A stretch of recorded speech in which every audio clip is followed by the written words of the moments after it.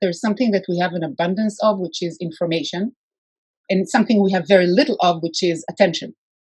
So the ratio between attention and information has skewed. So in order to be heard and to be remembered, you have to cut through that noise much more than ever before, now that we have this thing and the whole world in our hands.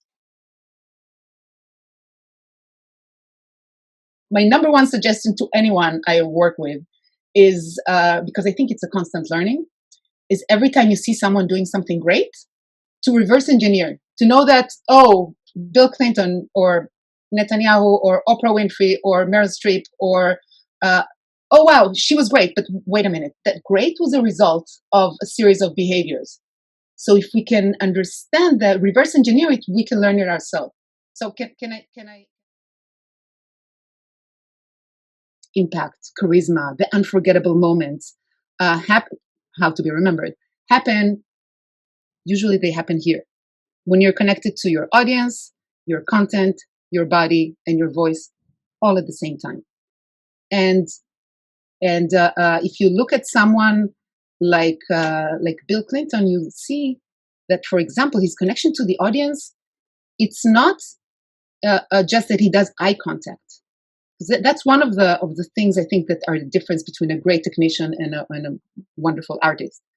Eye contact is technical, but really seeing you, Eyal, and speaking to you and having my whole attention to you, for even if there are 2,000 people, but I speak to only you for 3 seconds, for 1 or 2 sentences, that creates a wow. That brings the person here immediately.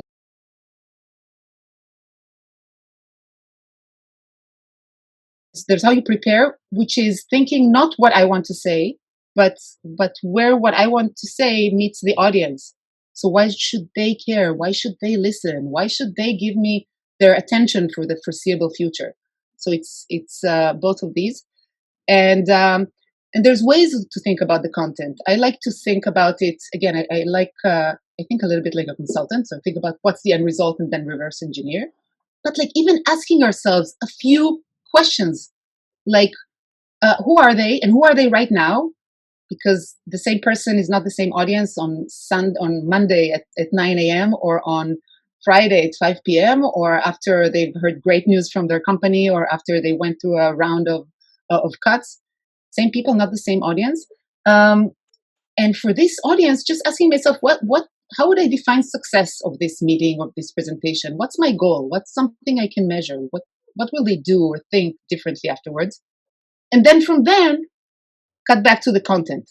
So therefore, what stories can I tell? What data can I share? What would enhance that message?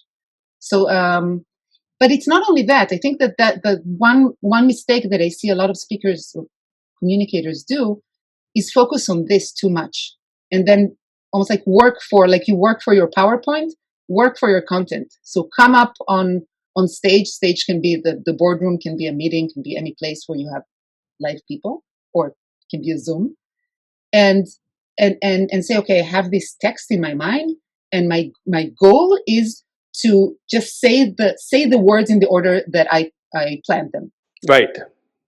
Now, Eyal, have you ever seen anyone say, wow, she was great. It's obvious that she said all the words that she planned to say in the order she plans to say it? No, that's not precisely the type of positive feedback that I would hear. No. We've been storytelling since the ancient days, and it is the natural way for our brain. If we want to be remembered, that's one of the best ways. Now, I think what you're talking about also is what I like to call strategic storytelling, which is what are the messages I want to convey, and then rather than say them, find the stories that will illustrate them. And one, our audience will remember them more because our brain is primed to remember stories that have details and sensory language. And two, the audience will reach their own conclusions. So many times I will bring a leader, have them tell a personal story, bring a new audience, and then the person just tells the story of 2 minutes, and then I stop them and I would ask the audience, okay, just based on these 2 minutes of this personal story, has nothing to do with work. What are some qualities of this person as a leader? What does this person care about? And it's always mind-blowing to the person telling that personal story how much there is inside a story. And the more you can let the audience reach their own conclusions, I mean, we have to treat our audiences like what they are, which is intelligent. One thing is to be super, super clear about your one message. Like, I can't stress it enough how important it is, especially today. We're in an era of collective ADHD, of a ton of messages. How do you cut through the noise? Can you give an example of that, of Yes. a one message?